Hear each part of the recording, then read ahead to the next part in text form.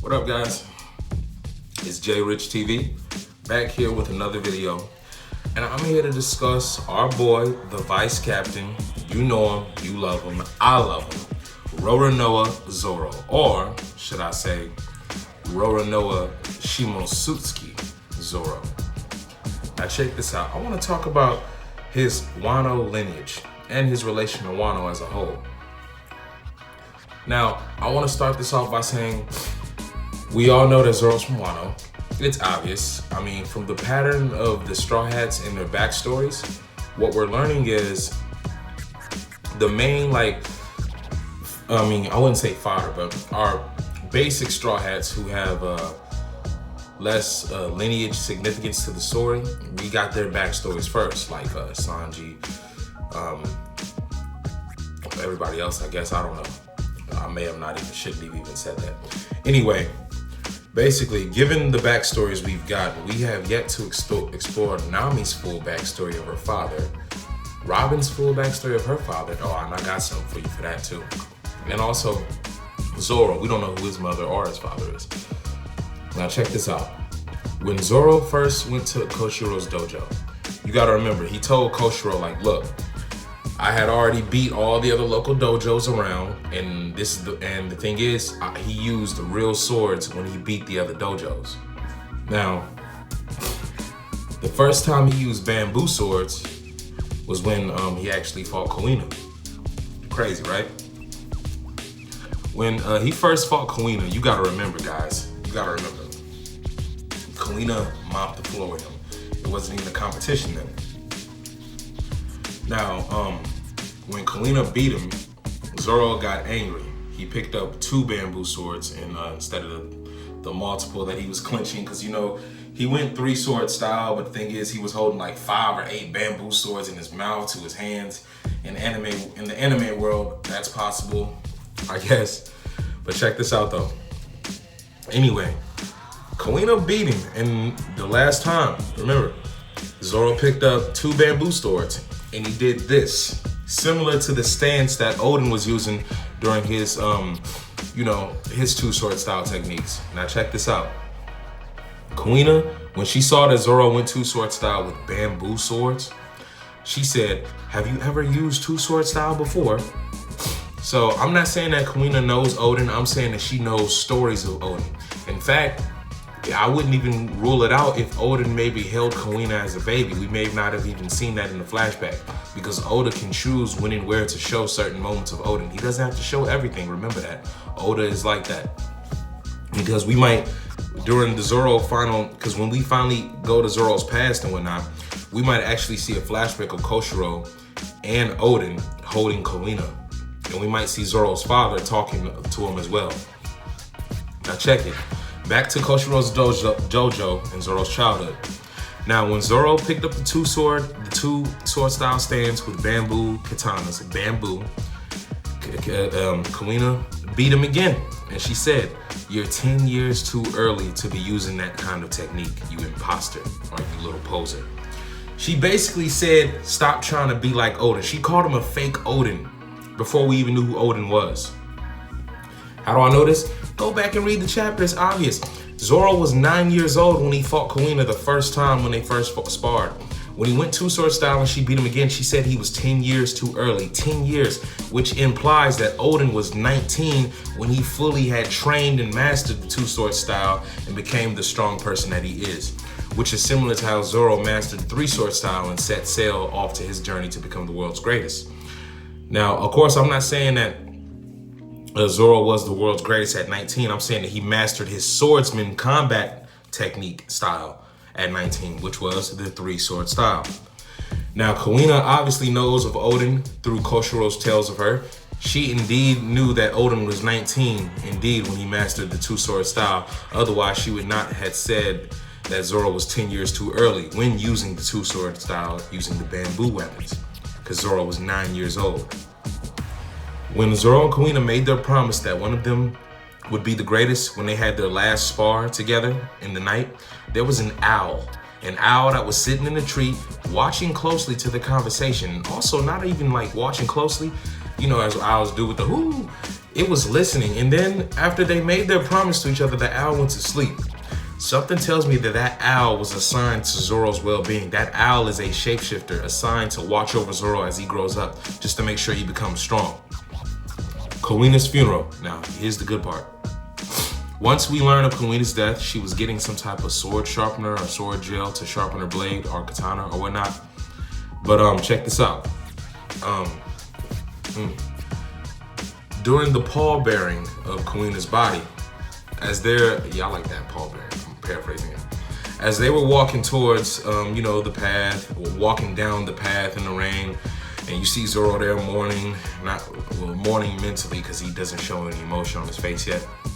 There's some chatter behind him. Two adults are going, well, what was she doing? She was going to go get so-and-so to sharpen her blade. Why would she do that? Da-da-da-da-da. You can't understand humans. Why would a human say to another human at a funeral for a human, you can't understand human? Unless it was that same owl posing as an owl at that time during Zoro and Kalina's last duel.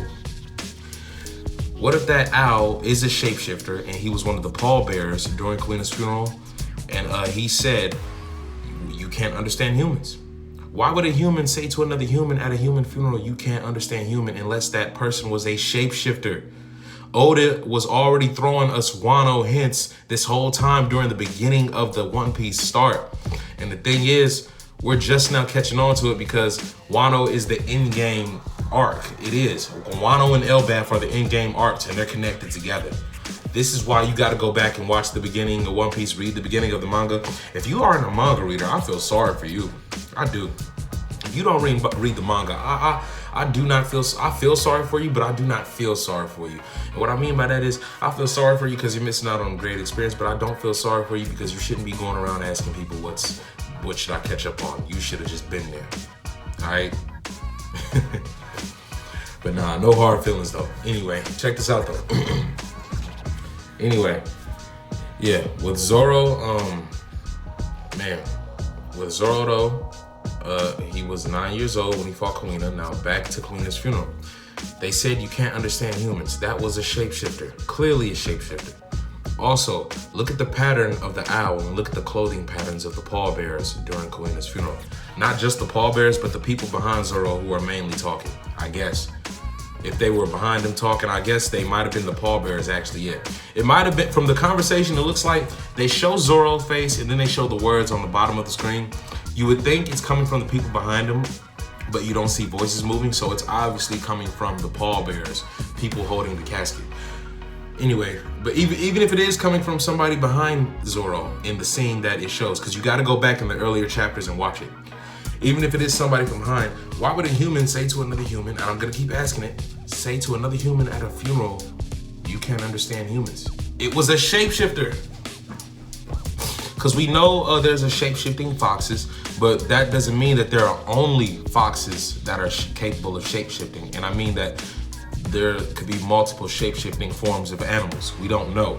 You know, Oda never specified, he never confirmed nor denied that foxes were the only animals to shapeshift. So Onimaru, one of your sisters or cousins may have showed up or in the earlier parts of the story. Now, Zoro's father. I believe that Zoro's father was a rival to Koshiro's father. Or it may have been like Zoro's father may have been a rival of Koshiro himself. And what happened was Zoro's father outclassed Koshiro.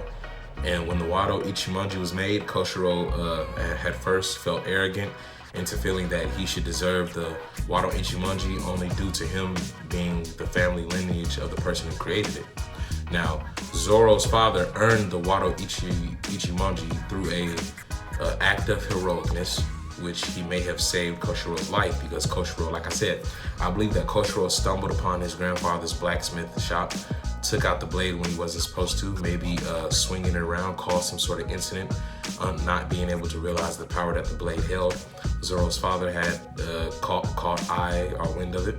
He saved him from hurting himself with the blade by wielding it the right way, I guess, and preventing further damage to the land. And this is speculation. And I think that once Koshiro's grandfather learned this, he appointed the blade to Zoro. So I actually believe that the Wado Ichimonji was Zoro's rightful blade this whole time. Think about it. When Zoro first did the little cursed sword luck test, when he threw up the katana and it didn't chop off his arm, that's just a sign right there. That Wado Ichimonji may have belonged to Zoro this whole time, but it was actually in the care of Koshiro's dojo because Zoro was supposed to find his way to that dojo someday. It was fate. It was like destiny for Zoro to find his way to Koshiro's dojo because that blade, I think that it was the will of the Wado Ichimonji and Zoro's family ancestry. I think Zoro's father, the spirit of Zoro's father may be inside the Wado Ichimonji. We don't know. And I also believe that that may be the reason why Zoro ended up in Koshiro's dojo in the first place, because of the will of his ancestral lineage is cursed inside the Wado Ichimonji.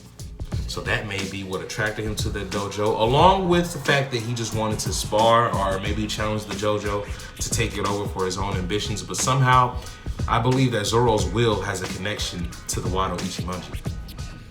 Now, this has been J Rich TV. I'm coming back for more. Like I said, we're gonna get into it, guys. I got a lot more coming. This is only the beginning. It's gonna be a great start to a good 2020, and I'm gonna be on heels about this One Piece. I'm serious. This is the end time. I've been following this series since it came out. I was born in '96. I mean, I think the manga or the television series debuted in '97, but I've been following this series since I was a child. Started off on 4Kids. You know, those who know, you started from the bottom, and then you eventually got your way onto Toonami and followed the anime. Oh yeah, and manga. I've been reading the manga avidly. Oh yeah, and also I want to point out something. Why is it that of all the Straw Hats who have met Ace, Luffy's half-brother, Roger's son, why is it that Robin hasn't met Ace? Or because Robin is Ace's half-sister? Let me explain. This is my theory. I know I'm gonna get into this later too. Robin is the only Straw Hat to have not met Ace. Robin is O'Haran. The O'Harans are responsible for reading poneglyphs. Roger. I believe that Roger had a baby with Nico Olivia. Remember back when they were talking in the earlier chapters, not earlier chapters, but in the recent 957 through 960, I guess 2 chapters, when Roger and his journey during the poneglyph talks with Odin, when they predicted, I guess, who would find the One Piece, Roger said, "My son, of course." The way, you gotta look at the context in speech. You gotta look at the way things are said. He indeed implied that he had multiple children by saying that phrase alone, "My son, of course," as opposed to who? Your daughters? Do you have other children? See? If not his son, then who? That obviously implies not only did he have other children, but he had the opposite of his son. So I believe that since Roger had great ties to O'Hara, which was where some original poneglyphs were, he sired a child with Nico Olivia. Now remember, look at Ace's mom and look at Robin's mom. Different hair colors from their children. Robin and Ace both have black hair. Maybe they inherited that, obviously, from their fathers, but what if their father is the same man? Roger. Nico Olivia has white hair. Porcus D. Rouge has light cherry red hair, I guess. But yet Ace and Robin both have black hair inherited from the opposite parent, whoever their fathers are. But I'm gonna say for right now that Roger is the father of both Ace and Robin, due not only to their hair color, also you can inherit genes from your father. Also, the way it's implied in the earlier chapters that Roger has children. Number 3, Robin is the only Straw Hat that hasn't met Ace. Robin has never met Ace. Why is that? Because it's her damn brother, her half brother. But I'm gonna get into that whole later on, man. Like I said, oh yeah, and remember back when Robin was a child and Nico Olivia were watching those O'Haran sailors get on that ship, they said that we will fulfill your husband's wishes. Like I said, just because somebody is a husband doesn't mean that they're necessarily married. It could be like a title of just like, because you spend so much time with a significant other, despite you not having a wedding, you practically are married. So they just call, that can happen in One Piece. Stop being so coy. That can happen. You can have a title of husband just by people thinking of you as somebody's husband because you're that close of a relationship with someone. ties and bonds are like that with One Piece. You can't predict this stuff. But like I said, man, this is J Rich TV, man. We're gonna get into it this year. Like, share, subscribe, man. Love you guys, and remember, let's say, one piece of life is life in one piece. One piece of life is life in one piece.